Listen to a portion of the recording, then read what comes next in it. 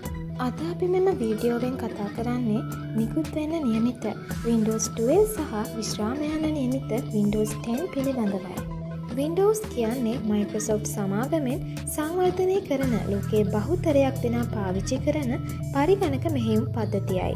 ඉතින් Microsoftලා අන්තිමට නිකුත් කළ මෙහෙයුම් පද්ධතිය වන්නේ Windows 11 හා විශ්‍රාම යාමට නියමිත Windows 10 මෙහෙයුම් පද්ධතියයි. ඉන් පසුව නිකුත් වෙන්න නියමිතව තියෙන්නේ මෙම Windows 12 මෙහෙයුම් පද්ධතියයි. Microsoft සමාගම Windows 12 නිකුත් වන දිනයක් තවම නිල වශයෙන් දැනුම් දීලා නැහැ. නමුත් Windows 10 සපෝට් එක අවසන් වෙන දිනය දැනුම් දී තිබෙනවා.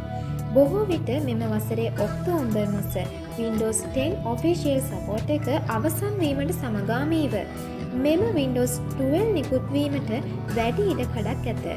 දැනට Windows 10 මෙහෙයුම් පද්ධතියට official support එක සහ app සහ security updates ලැබෙනවා. මෙම official support එක නැති වුණාම Windows 10 දැන් තිබෙන Windows XP, Windows 7 මෙහෙයුම් පද්ධති මෙන් යල් පැනපු මෙහෙයුම් පද්ධතියක් බවට පත් වෙනවා. ඊළඟට එන Windows 12 මෙහෙයුම් පද්ධතියත් බොහෝ විට Windows 11 ස්ථාපනය කිරීමට හැකි වූ පරිගණකවලට ස්ථාපනය කිරීමට හැකි වේවි. සමහර විට සමහර පද්ධති අවශ්‍යතාව සුළු වශයෙන් වෙනස් විය හැක.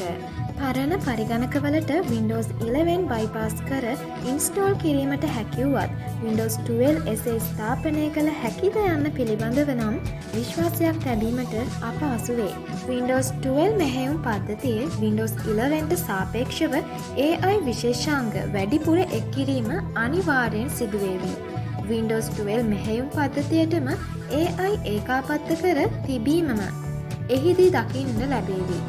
දැනට තිබෙන Copilot විශේෂාංගයේ තවත් වැඩි දියුණු කිරීම Windows 12 හිදී අනිවාර්යෙන් දක්නට ලැබේවි.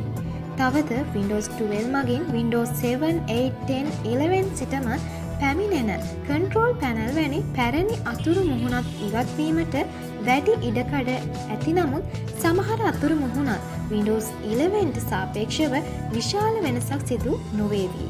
ඉතින් දැනට Windows 10 පාවිච්චි කරන අයට වෙන විසඳුමක් නැද්ද? එම පරිශීලකයන්ට එහි සපෝට් එක නැතිවුණ පසුවත් ඒ පාවිච්චි කරන්න පුළුවනි. නමුත් මෘදුකාංග සහය App and Security Updates නොලැබෙනු ඇත. ඔයාගේ දැනට තියෙන Windows 10 ඇක්ටිවේට් කරලා තියෙනව නම් ඔයාගේ PC එකත් Windows 11 සපෝට් කරනව නම් Windows Updates හරහා හෝ Microsoft site එක හරහා ඔයාට Windows 11 වලට free upgrade එකක් ලබා ගන්න පුළුවන්. නැතිනම් ඔබට Linux පාදක වූ open source මෙහෙයුම් පද්ධතියක් භාවිතා කිරීමද සුදුසු වේ. ඉතින් මේ වගේ Windows 12 පිළිබඳ ඉදිරියේදී තොරතුරු යාවත්කාලීන කිරීමට බලාපොරොත්තු වන අතර ඔබේ අදහසත් කමෙන්ට් එකකින් අපිට කියන්න.